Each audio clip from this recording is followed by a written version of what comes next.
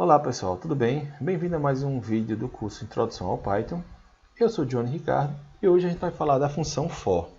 Que função é essa?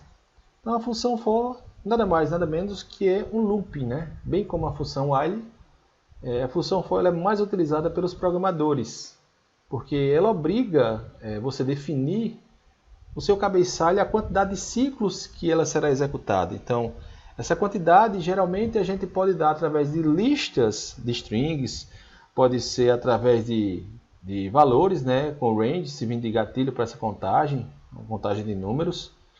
Então ela é bem utilizada, ela é bem fácil de ver. Então a gente tem a variável, né, a parte da estrutura. Então o for, vem a variável, essa variável pode ser o i, o index, né, que o pessoal chama, um a, b, o nome de qualquer função que você queira.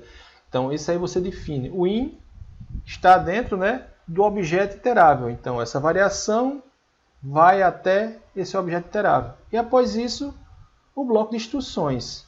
Então vamos entender como é que funciona esse bloco de instruções.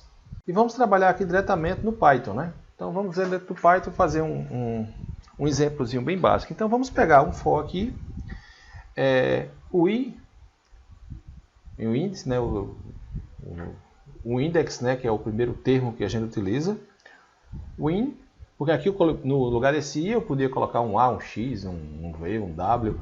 Então, mas por boas práticas de programação, o pessoal utiliza o in do index, né? O índice dele. Então, abro chaves aqui. Eu vou fazer uma lista de strings, né? Então, vou pegar aqui bem simples, utilizar no caso as vogais, né?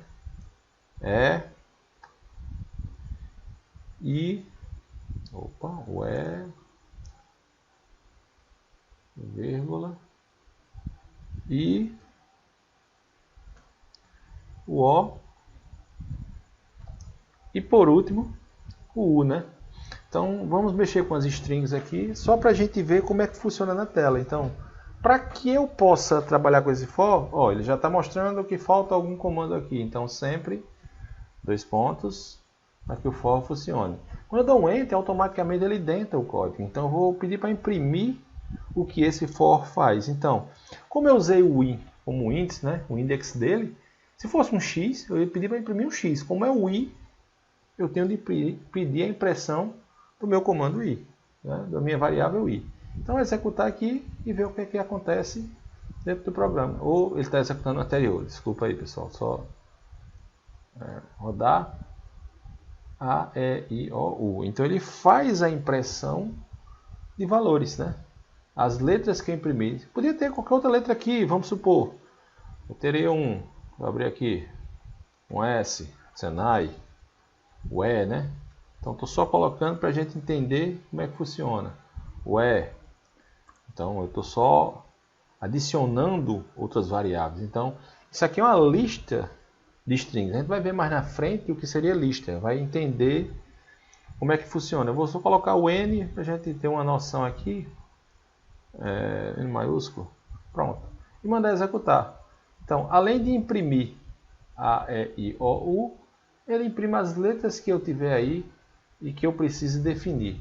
Então, vamos comentar esse código aqui para a gente fazer um abaixo, para não perder muito tempo. Então, trabalhando com for também, só que agora eu vou usar o range como gatilho da contagem, como inicial da contagem. Então, o range é que vai controlar essa contagem. Então, for, repetir o índice, né? Index e in range. Então, você vê que ele já funciona normalmente.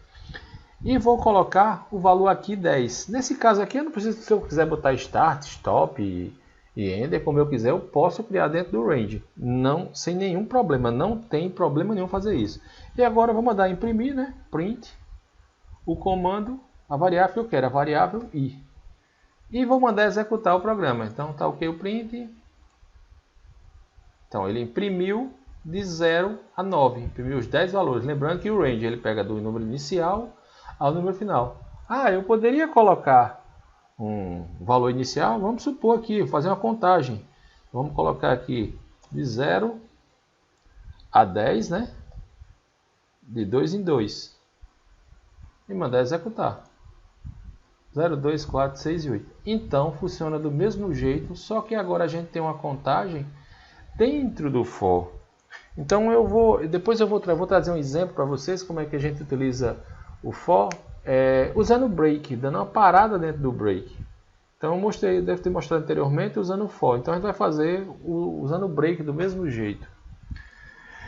Tem esse códigozinho, eu vou comentar também esse código aqui, vou só deletar aqui. Pronto. E vou fazer vamos supor, a gente precisa receber, vamos supor, eu quero contar aí, eu quero notas. Eu quero que a partir das notas de entrada, eu tenho a média das minhas notas. Então, eu poderia solicitar nota 1, nota 2, nota 3. Então, vamos no inicial, né? No notas, deixa eu criar aqui, no notas, recebe int, né? Que eu quero botar o valor inteiro. Se fosse string eu não precisaria. Input. E eu vou informar quantas notas eu preciso. Então, eu preciso inicialmente dizer quantas notas eu quero. Esse número de notas ele vai servir para que o meu range faça a contagem em cima dele.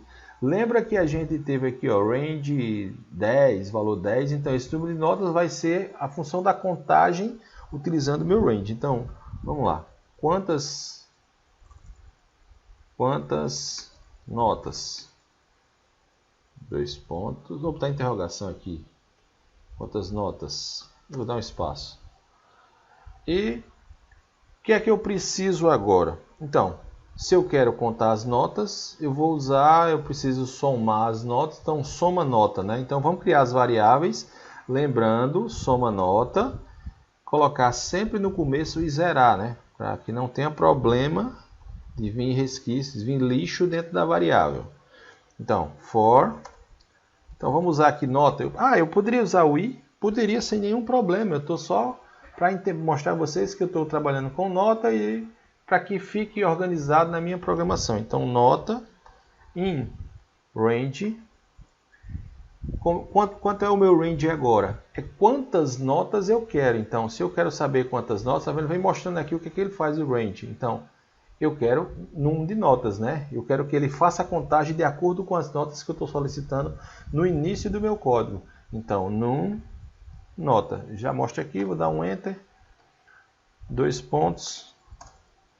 E vou fazer o que agora? Eu vou executar a minha soma. Então, se eu vou saber que ele vai receber a nota e vai contar dentro. Então, eu poderia repetir aqui, né? Nota, receba a nota, né? Informe a nota. E somando individualmente. Mas eu vou usar um artifício dentro do for, que no Python é totalmente permitido. Então, soma nota. Estou pegando a mesma soma nota que inicialmente estava zerado, né? Mais igual. Mas e agora? Como é que ele vai funcionar? Se ele não está recebendo nada. Int input.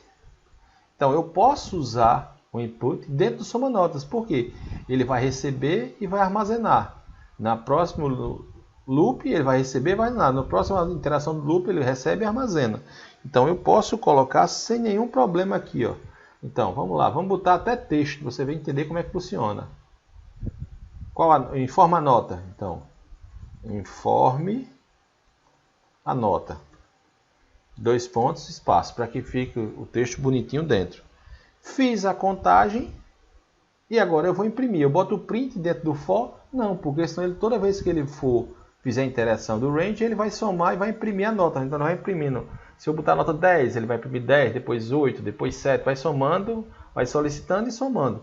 Então, eu vou deixar para colocar a nota no final. Então, print, vamos lá, a média das notas e não precisa nem dar o espaço, vírgula. Posso fazer o cálculo diretamente dentro do print, como também poderia fazer o cálculo fora. Então, ó, soma nota, tá aqui, soma nota, dividido por número de notas. Número de notas. Então, vamos executar aqui. Então, o que eu estou fazendo? Inicialmente, pedi para informar quantas notas, zerei a minha variável para que não entre com lixo e vou solicitar dentro da variável para que ele adicione sempre a nota que foi pedida. Então vamos executar aqui. Bom, quantas notas? Vamos colocar aqui 3 notas. Forma a nota 100, 90, 80. A média das notas é 90. Então, fez a contagem, automaticamente parou, depois que contou, a soma e impressão. Vamos testar novamente. Vamos colocar aqui 5 notas. 5 notas. Então, informe a nota. Vamos botar 7, 8, 6, 9. Vamos botar 5, 50, né? Então, ele vai dar uma média 7. Então, aí eu poderia colocar um if, informar aprovado, reprovado. Então, dentro do for, eu posso usar o número e o range faça a interação dele. Ou eu uso diretamente de um número até outro, uma lista, se eu tiver uma lista de impressão, ou se eu quero interagir com valores, eu vou precisar de um range para ele fazer a contagem. Certo, gente? Então, espero que tenham compreendido e ficamos por aqui. Até a próxima.